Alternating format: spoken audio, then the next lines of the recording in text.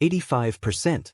That is the number that ruins the story you were told about your own ancestors. Imagine you are standing in a dense, humid stretch of the Venezuelan rainforest. You are a child of the Bari people, and you are not looking for your father. You are looking for your fathers, plural. You see 3 men coming back from a hunt with a peccary slung over a pole. You run to all of them. You don't ask which one provided the biological spark that created you, because in your world, that question doesn't even make sense.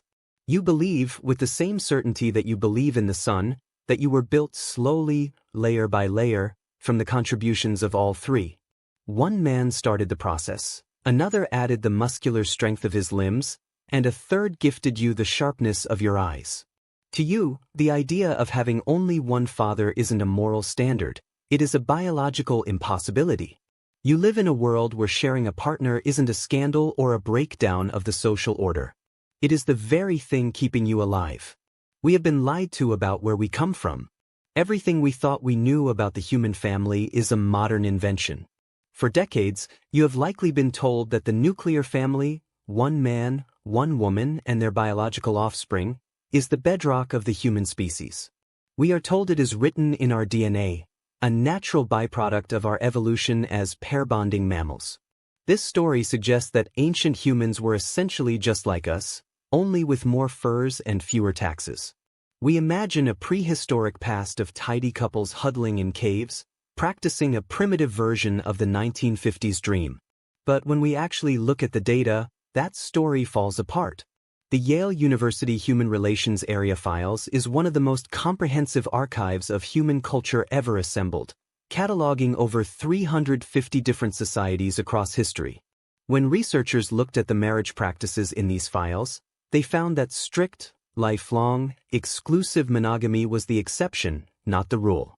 In fact, fewer than 20% of documented human societies practiced the kind of exclusive pairing we consider natural today. The rest practiced various forms of polygamy, serial bonding, or communal partnership.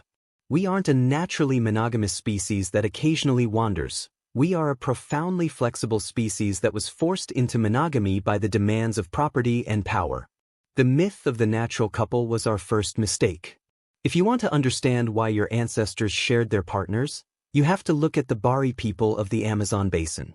In the late 20th century, anthropologists Stephen Beckerman and Paul Valentine began documenting a belief system known as partible paternity. This isn't just a cultural quirk, it is a fundamental shift in how a human being understands life itself. The Bari believe that a fetus is not the result of a single act of conception.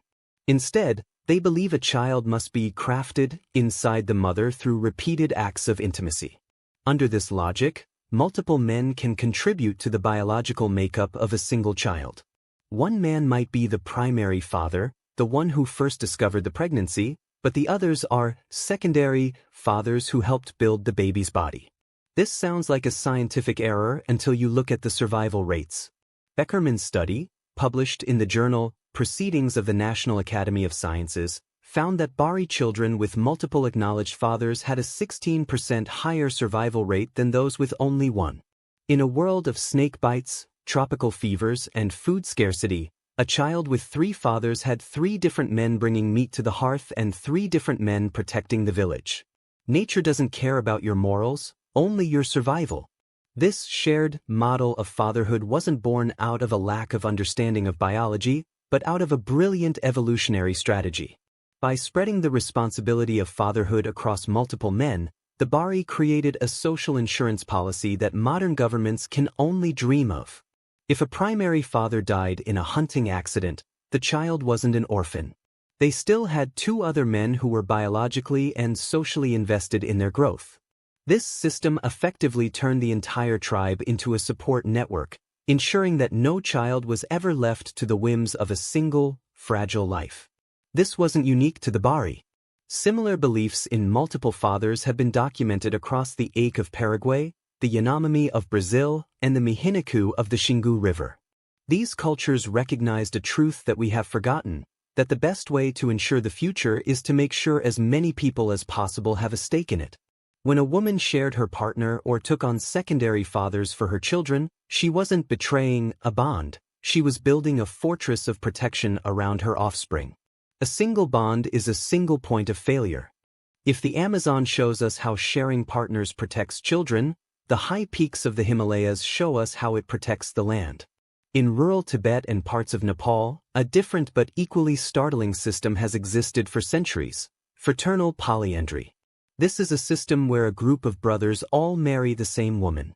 They live in one household, share one bed, and raise their children as a single family unit. To a Western observer, this seems like a recipe for constant jealousy and domestic chaos. But to a Tibetan farmer, it is the only logical way to survive on the roof of the world. Anthropologist Melvin Goldstein, who spent decades studying these communities, noted that the primary driver for this arrangement was land management. In the harsh, high-altitude environment of the Tibetan plateau, arable land is incredibly scarce. If a family with 4 sons followed the Western model, they would have to split their small farm into 4 even smaller pieces when the father died. Within 2 generations, the plots would be too small to feed a single person. By sharing one wife, the brothers kept the family estate intact. They pooled their labor, with one brother managing the herds, another traveling for trade, and another working the fields. The geography of the earth dictates the geography of the heart. This economic necessity created a unique kind of social stability. In these households, the question of biological paternity was largely ignored. The children called the oldest brother father, and the others uncle, but they were all treated as members of the same collective lineage. There were no disputes over inheritance because there was only one estate to inherit. Goldstein's research showed that these polyandrous families were consistently wealthier and more stable than the few monogamous families in the same regions. The women in these arrangements often reported feeling more secure, as they had a rotating cast of husbands to provide for the home and protect the children. If one husband was away on a trade mission for 6 months, the household didn't grind to a halt. The labor was shared, the risk was diversified, and the family survived in conditions that would have crushed a solitary couple. It turns out that when resources are at their thinnest, the human instinct isn't to hunker down into couples, but to expand the definition of family until it is strong enough to hold. Love is a luxury that follows the lead of the harvest. But perhaps the most intense version of this sharing occurred in the most brutal environment humans have ever inhabited, the Arctic. Among various Inuit groups in the early 20th century, explorers and ethnographers like Knud Rasmussen documented a practice known as spouse exchange. This was not a casual or secret affair. It was a formal, ritualized agreement between 2 men, often hunting partners, to temporarily swap wives. To the Christian missionaries who first encountered this, it was seen as the height of pagan immorality. But to the Inuit, it was a nikate sayat, a bond of the soul. In the Arctic, survival was impossible for a lone individual. You needed an alliance that was deeper than friendship and stronger than a contract. By exchanging partners, 2 men were effectively becoming kin. They were merging their households and their destinies. If one man fell through the ice or disappeared in a blizzard, the other man was now bound by the most intimate ties possible to take care of the widow and the children left behind. It was a survival pact written in the language of the body. The ice does not forgive a man who stands alone. This practice served another, even more practical purpose. When an Inuit man had to travel hundreds of miles across the tundra for trade or hunting, he often needed a partner to help with the grueling work of maintaining a camp, preparing skins, sewing waterproof boots, and managing the dogs. If his own wife was pregnant or ill, he might borrow the wife of his partner for the trip, while his partner stayed behind to care for his household. This wasn't viewed as a violation because the concept of owning a spouse's sexuality didn't exist in the way we understand it. The focus was on the continuity of the group. The anthropologist Franz Boas noted that these exchanges were often accompanied by great ceremony and mutual respect. They were tools for creating a web of meat, a social network where food and protection flowed freely between families. In a world where you could go weeks without seeing another human soul, the knowledge that you had a spouse brother in a distant camp was the difference between life and death. A contract signed in blood is nothing compared to a contract signed in breath. Now, we must look at the culture that challenges every assumption we have about the necessity of marriage itself. In the lush mountains of southwest China, the Masuo people have lived for centuries without ever inventing the concept of a husband. They practice what is called sisi, or walking marriage. In Masuo society, women own the property, manage the finances, and pass their names down to their children. There are no weddings. There are no vows of exclusivity. When a woman reaches adulthood, she is given her own room in her mother's house. If she is interested in a man, she may invite him to spend the night. He arrives after dark, spends the night with her, and must leave before sunrise to return to his own mother's house to work. He has no legal claim to her, no financial responsibility for her, and no authority over her children. If the spark dies, the marriage simply stops. The man stops walking, or the woman stops opening the door. There is no divorce because there was never a contract to break. Freedom is the absence of offense. You might wonder who raises the children in such a system. The answer is the mother's brothers. In the Masuo world, a man's primary responsibility is not to his biological children, but to his sister's children. He provides for his nieces and nephews, ensuring the stability of the maternal household. This creates a society where fatherhood is a social role performed by uncles, and biological paternity is a secondary concern. Anthropologists from the Chinese Academy of Social Sciences have found that this system almost entirely eliminates the domestic violence and property disputes that plague monogamous cultures. Because men and women don't live together and don't share property, the friction of daily life is removed. Love is based entirely on affection, not on economic necessity or legal obligation. The Masuo have proven, over 1,000 years of stable history, that the nuclear family isn't just one option. It might actually be one of the most unstable ways to organize a society. The heart stays longest when it is free to leave.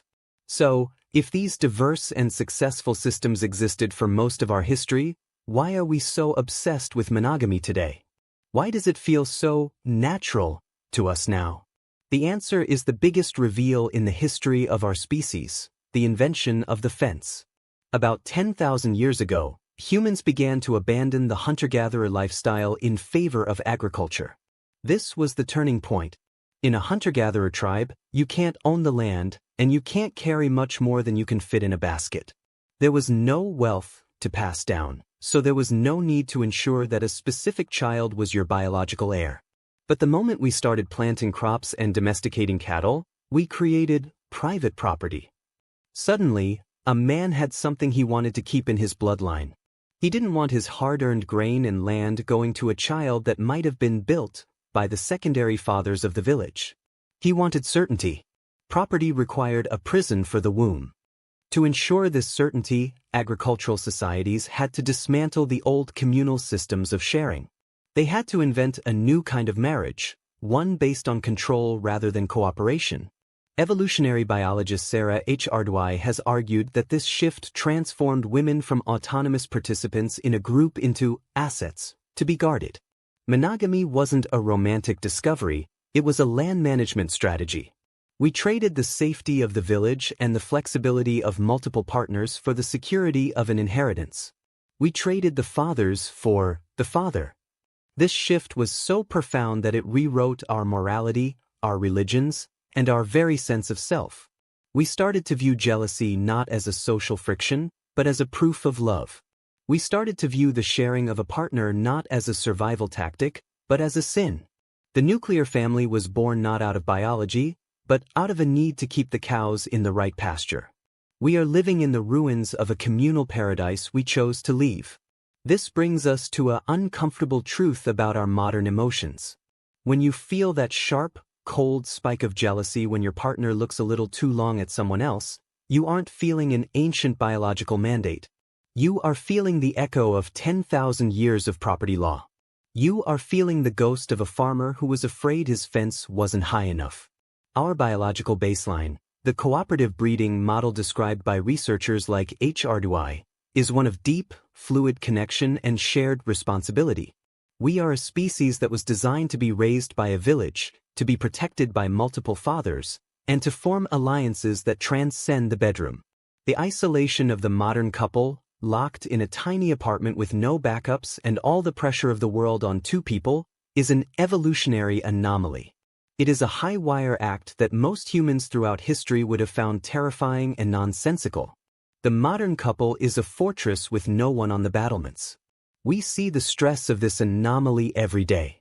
We see it in the skyrocketing rates of divorce, the epidemic of loneliness, and the crushing burden of modern parenting. We are trying to do with two people what our ancestors did with 20. We have taken the web of meat and the spouse brother and the secondary fathers, and thrown them away in exchange for a certificate and a ring. We have convinced ourselves that needing more than one person is a failure, when for 99% of our history, it was the only way to succeed. The ancient humans who shared their wives and husbands weren't primitive or confused. They were experts in human connection. They understood that a single thread is easily broken, but a web can catch a falling world. They knew that the more people who love a child, the more likely that child is to live. They knew that the more people who are bound to your household, the less likely you are to starve. Survival is a team sport we have tried to play alone.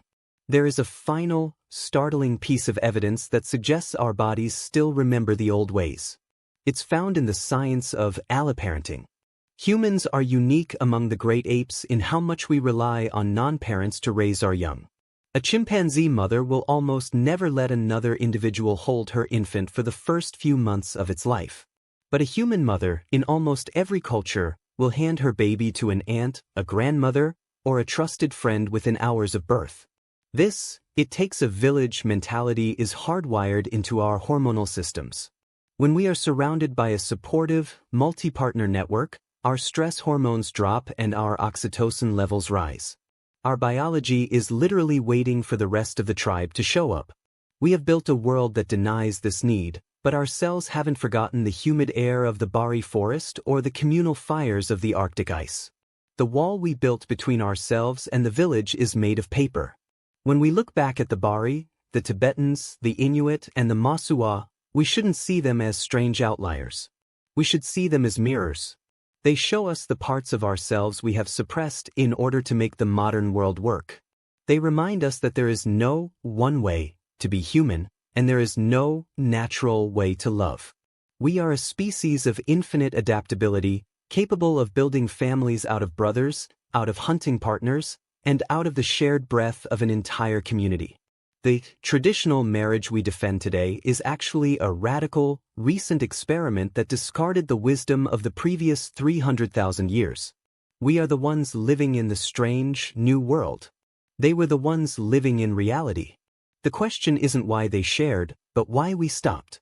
If you could travel back and talk to one of those Bari fathers, he would look at your life with pity. He would see your sturdy house and your full refrigerator, but he would also see how alone you are. He would see you struggling to raise a child with only one partner to help you. He would see you terrified of losing your one and only source of support. He would ask you why you chose to live in a world where your survival depends on a single point of failure. He would ask you why you turned love into a contract and your partner into property. And you wouldn't have a good answer, because deep down, you know he's right. You know that the voltage spike of jealousy in your chest isn't the sound of your heart, it's the sound of your chains. Your ancestors didn't share their lives because they were less evolved than you. They shared because they were smart enough to know they couldn't survive without each other. The ghost of the village still haunts your empty living room. Think back to that Bari child in the rainforest. He isn't worried about his heritage. He isn't worried about his inheritance. He is safe because he is held by a dozen different hands, all of which claim him as their own. He is the product of a community that decided that the life of a child was more important than the ego of a man. He is the living proof that humans are at our best when we blur the lines between mine and ours. We spent hundreds of millennia building those webs of connection, only to tear them down in a few centuries of agricultural greed. We are now trying to find our way back to that sense of belonging, searching for community in apps and connection in screens, never realizing that the thing we are looking for is the very thing we made illegal. The tragedy of history is that we traded our tribe for a fence. As we look forward into an uncertain future, we might find that the old ways are the only ones that can save us. As the modern nuclear family continues to fracture under the pressure of the 21st century, we are seeing the return of intentional communities, co-parenting agreements, and chosen families. We are slowly, painfully rediscovering the truth that the Bari and the Masuan never forgot, that we are stronger when we are overlapping. We are beginning to realize that the strict, exclusive models of the last few centuries might have been a temporary detour in the long, winding road of human evolution. We are, in our own clumsy way, trying to learn how to share again. We are trying to remember how to be a village. The circle is closing, whether we are ready or not. Every time you feel the weight of trying to be everything to one person, their lover, their best friend, their co-parent, their financial partner, and their therapist, remember that you were never supposed to do this alone. Your biology is screaming for the secondary fathers and the spouse brothers and the matrilineal uncles. You are a creature of the group, forced into the mold of a couple. The ancient world didn't share their partners because they didn't value love. They shared because they valued love too much to let it be the responsibility of only two people. They understood that the strongest bond isn't the one that locks you in, but the one that connects you to everyone else. They weren't primitive, they were prepared. Nature does not care about your wedding vows. In the end, the story of human history isn't a long march toward the perfect couple. It is a story of a brilliant, communal species that got trapped by its own possessions. We are the descendants of people who knew how to merge their lives to defeat the cold, the hunger, and the dark. We are the children of the shared hearth and the multiple father. We carry their DNA in every cell of our bodies, a silent reminder that there is another way to live, another way to love, and another way to survive. The walls of your house are thick, and the lock on your door is strong, but they cannot keep out the truth of who you really are. You are a part of a much older, much larger story. You are the owner of a heart that was never meant to be private property.